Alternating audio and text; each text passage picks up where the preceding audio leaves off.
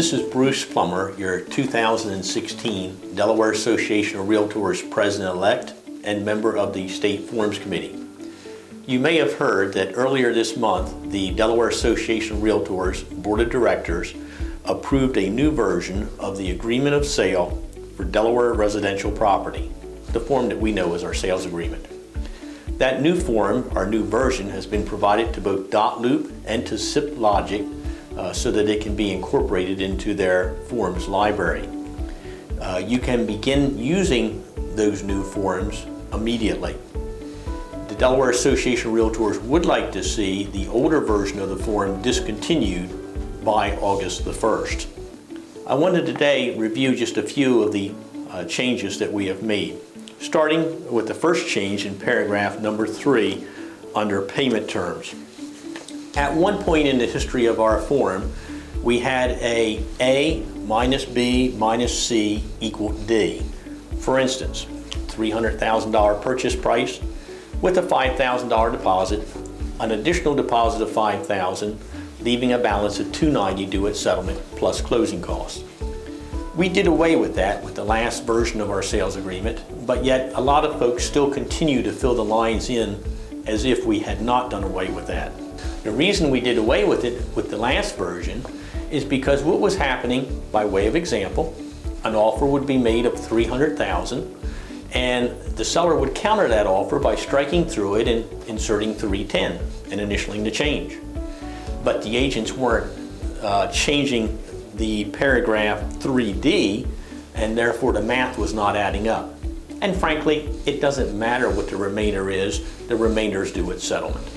So that's why we changed it last time, and what we hope to accomplish with this new version is to make it a little bit clearer, and we, on the 3D line, put language, additional deposit, if any, due within blank days of acceptance. Now you say, is that for a third deposit? Well, it could be a deposit now with the offer, a deposit in so many days, and a third deposit at some point in the future. But really that was put in the form last time and remains this time because what we're seeing in today's world, a lot of business is done electronically. You'll complete an offer, you'll scan it or fax it or share it electronically. It'll be signed, perhaps signed electronically, scanned back to you or emailed or shared back with you, and you'll have an offer to present. But you do not have a deposit in your hand.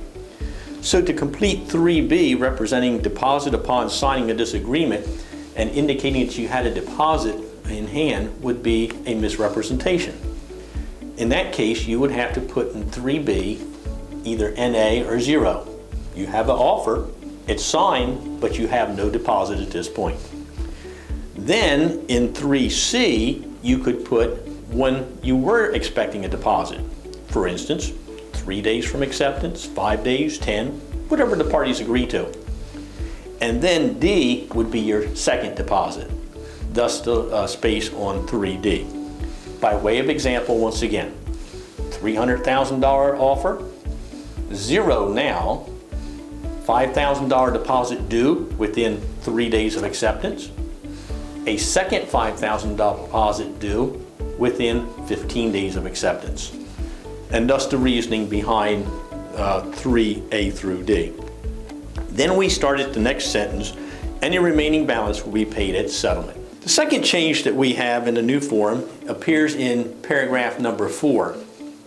You'll recognize paragraph number 4 as the checkbox of included items. This checkbox is actually part of the seller's disclosure of real property condition report, which is developed and controlled by the Real Estate Commission, not the Association of Realtors. You'll see this checkbox appears on the seller's disclosure.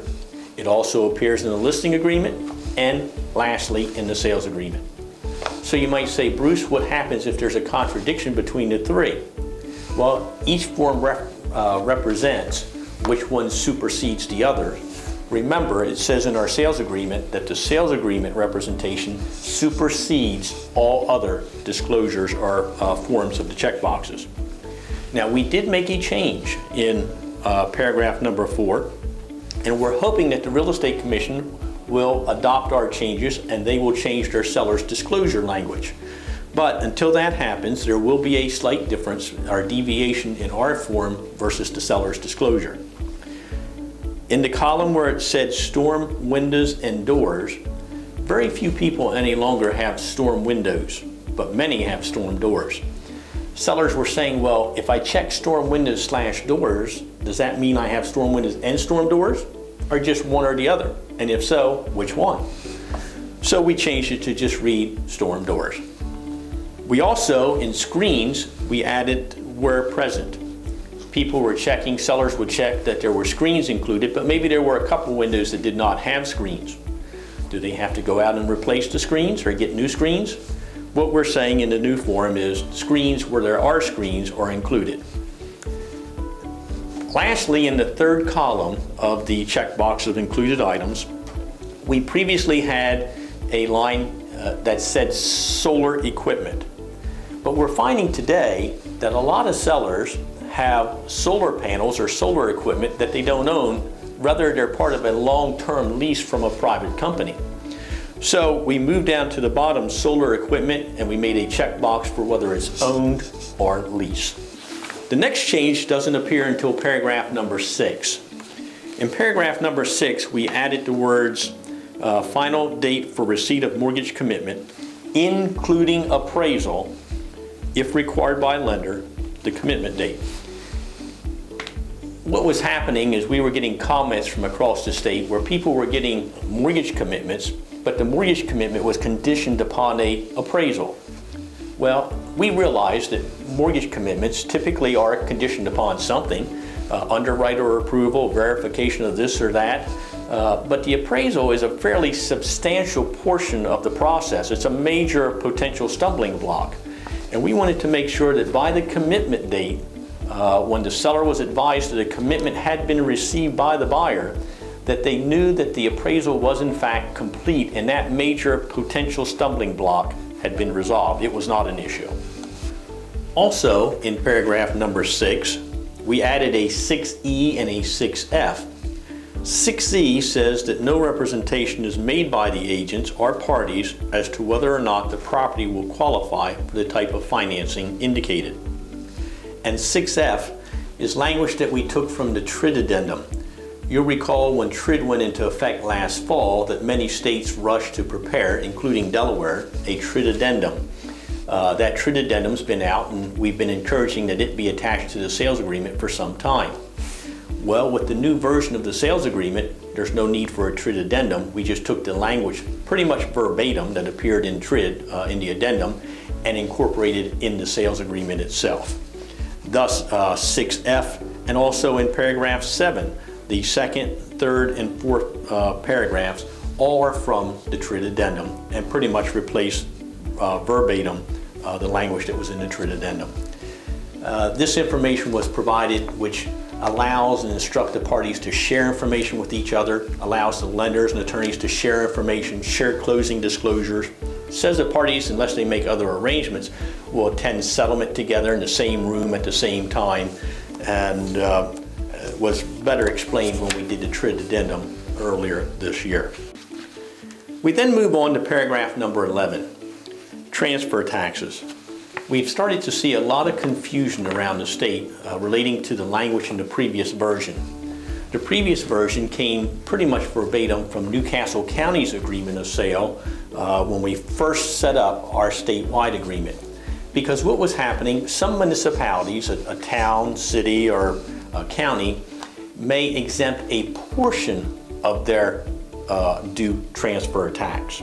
For instance, if the state gets 1.5%, they have no exceptions for first-time buyers.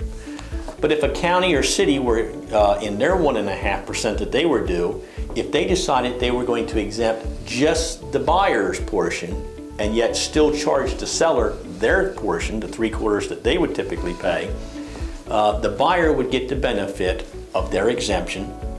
The seller would not get that benefit. Well, what was happening in Sussex County, by way of example, the transaction's exempt. Neither party pays the tax, so both parties are benefiting parties, and the state tax of 1.5% is divided equally, 3/4, and there is no county tax. But it was being confused or interpreted in different ways, so we tried to write the language so it was a little more clear and said what its intended purpose was.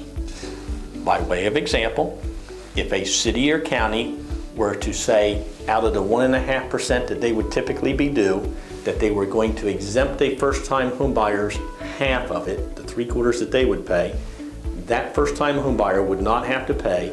The seller would still pay their 3/4 or their half of that city or county or municipality's tax. The other portion, the state portion, would continue to be divided equally as it is now. Continuing in paragraph 11, on the next page, we received an inquiry or a comment from an agent in the state that indicated that parties, buyers and sellers, were disputing on prorated fuel, whether it was to be prorated based on the cost that the seller paid when they bought the fuel or the value of the fuel at time of final settlement. And of course, if you're talking about a large tank, you can be talking about a large amount of money. So we changed it to read that a buyer shall pay the seller at settlement current market price for any remaining heating fuel conveyed with the property. It doesn't matter what the seller paid. It'll be prorated based on its current value. And we had all these changes are the result of comments that have come in throughout the past year or so from agents in the state. We saw in the next paragraph, it used to say buyers advised that some propane tanks located on residential properties are leased. Well, we had an attorney said, does this mean that there's a propane tank on the property? I didn't know there was one. So we said, now in the new version, buyers advised that in some cases propane tanks located on residential properties are leased and ownership of the tank may not be transferred to the buyer. Doesn't mean there's any tanks there, but if there is a tank, in some of those cases, there may be tanks that are not transferred with ownership. In paragraph 21, under the home inspection, you'll see we removed the language where it said wastewater/septic and well. That's because the septic system, which has to be inspected now as part of the state regulations, as well as the well component or water test, they are included in a separate section of the sales agreement under 22, specifically 22A, B, and C. Also in paragraph 21, the home inspecting industry, the home inspectors here in Delaware, together with the Attorney General's office, had requested that we modify the language in our standard sales agreement so that it didn't appear that licensed contractors could do home inspections. Of course, as you're aware, to do a home inspection in Delaware today, you have to be licensed as a home inspector. They have their own regulatory body that controls their licensure and their code of conduct, etc. But that's not to say that a licensed professional, such as an HVAC contractor, can't inspect certain components like the HVAC system. So we changed it to make it a little bit clearer and to make those that had requested that we clarify it a little happier. We said that home inspection will be done by a home inspection company and are particular components by a licensed contractor professional.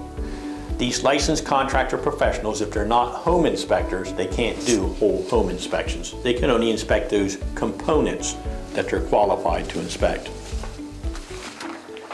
In paragraph 24, one of the attorneys in the state that does a lot of real estate settlements pointed out that we had a provision for a buyer's default, and in 25 we had a provision for the seller's default. In 25 we said the seller, if the seller defaulted, the buyer could do certain things as long as the buyer was not also in default. But we didn't say that in 24 under buyer's default. So we added that language. The buyer can do certain, or the seller can do certain things under a buyer's default, provided the seller is not also in default. Made the two paragraphs, 24 and 25, so they were similar in language and treated similarly.